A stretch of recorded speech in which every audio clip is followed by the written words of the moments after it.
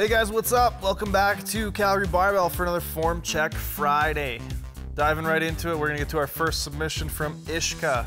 Ishka submitted some deadlifts, and the thing I want to talk about here is width of stance and width of grip. Now, width of stance might be for a number of reasons. It might be because she has an issue getting her hips into position with a narrower stance, but what that inherently does is it forces the grip wider.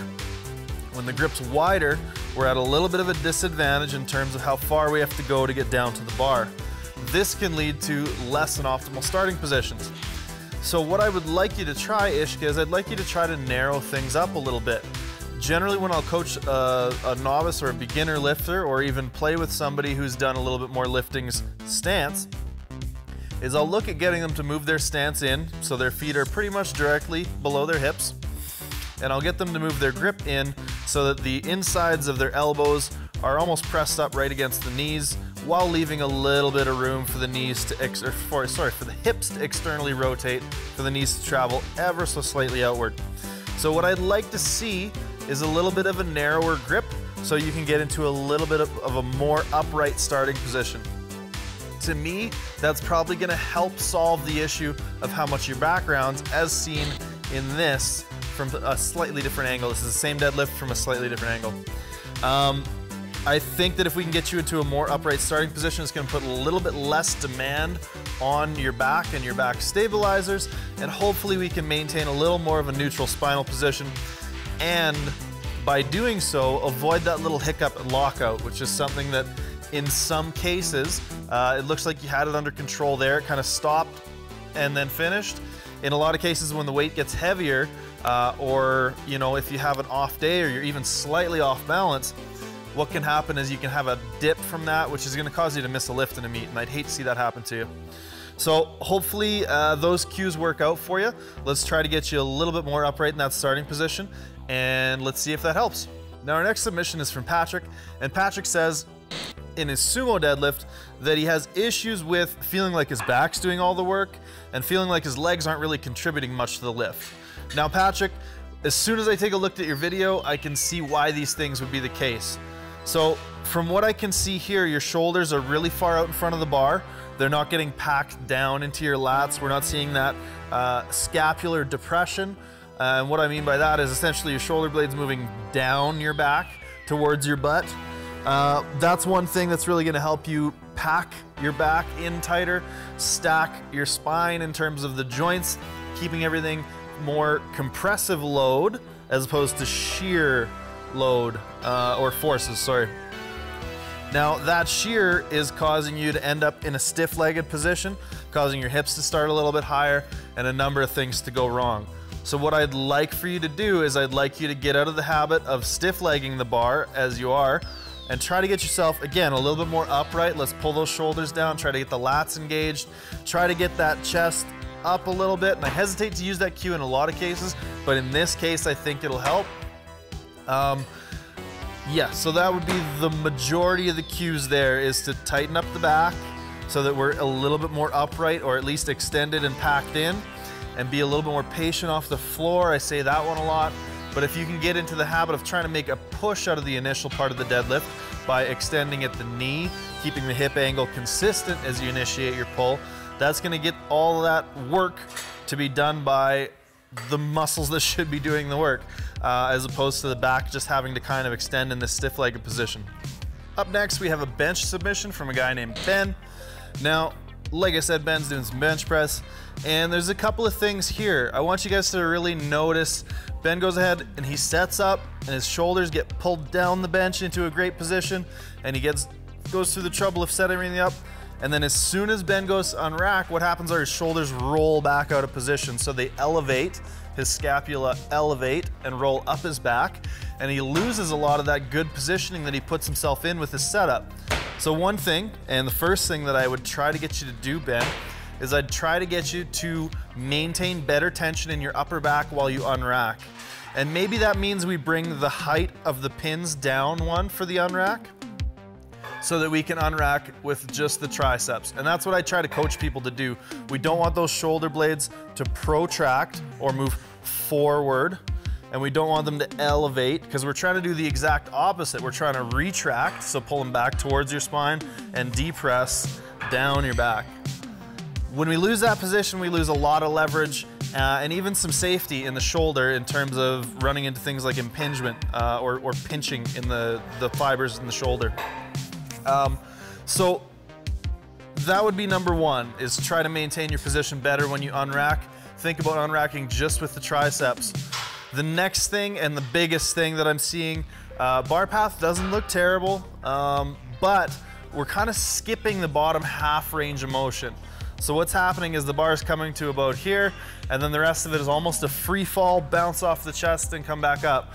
So what I'd like to see you do, and you may or may not have any designs on powerlifting competitions anytime in the future, but what I would like to see you do is at the very least, really lighten the touch on your chest. And what I mean by that is come down and give yourself a light touch on the chest. I almost want you to imagine like you're gonna change directions when you hit the t-shirt before you hit the skin, right? So I really don't want that bar to have any sort of impact. I want the bar to be in control all the way through the range of motion, all the way to the touch, all the way through the reversal of direction, all the way back up.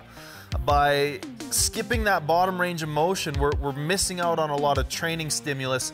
And should you decide to power lift, you're gonna be pausing on the chest, which is gonna be incredibly hard with very little training in that range of motion. So let's put a little bit more emphasis on that bottom range of motion. Let's keep those shoulders locked when you unrack the bar, and I think you'll see a lot more progress on the bench press. Hopefully that helps, Ben. Our next couple of videos come from Flo. Now Flo's doing some deadlifts here, and in the first video, it looks pretty rough. I think the reason here is that Flo's deadlifting from 25-pound plates. And what that does is that's essentially gonna create probably an inch or two, depending on the plate, deficit that you're now pulling from sumo. So what I would try to do, Flo, is I would try to make sure that you can either get some bumper plates, or if you're gonna be pulling from 25s, let's get them set on something, on some blocks or something, because if you look at these deadlifts that Flo also submitted, they're really good. Now, Flo's pulling from a full 45-pound plate here and able to get into such a better position from 25-pound plates, from 45-pound plates. And that's the difference that that couple of inches will make. There's no competition setting where you're gonna be pulling from that kind of a deficit. So let's train always from that height, that same starting position we're seeing here in this video. My one other criticism, Flo, would be I would try to ditch the touch and go deadlifts. I would try to make sure the bar comes to a dead stop every time, especially as a sumo deadlifter. Breaking the floor is gonna be the hardest part. Same thing I was talking about with Ben. If we end up skipping a range of motion or focusing less on it, we're going to be less strong there. That's just kind of how this works. In order to adapt to something, you need to be exposed to it. And in this case, that's the very bottom range of motion. And by getting that touch and go, skipping that range of motion, we're not gonna be as strong there. As a matter of fact, what I'll have people do is pause deadlifts in that range of motion. So that goes to show you just how important that range of motion is. Let's make sure that bar is coming to a dead stop every time, and you're having to break inertia off the floor every rep of your deadlift. I can't stress that enough. Hopefully that helps, Flo. I think your deadlift is really, really fantastic. Let's just work on those couple of things. Make sure we're not pulling from a deficit, and make sure we're dead stop every time we deadlift. Our next video comes from Luke. Now, Luke says that his squat is the lift that he struggles with the most. He says that he's been following Alan Thrall's cues, which, as far as I know, are generally starting strength-esque kind of cues and technique and coaching.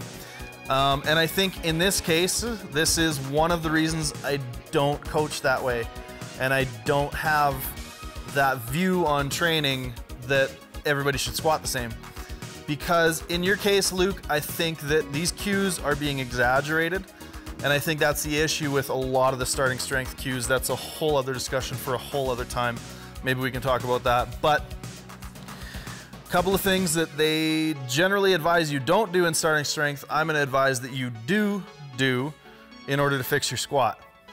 One thing being letting the knees track a little bit more forward.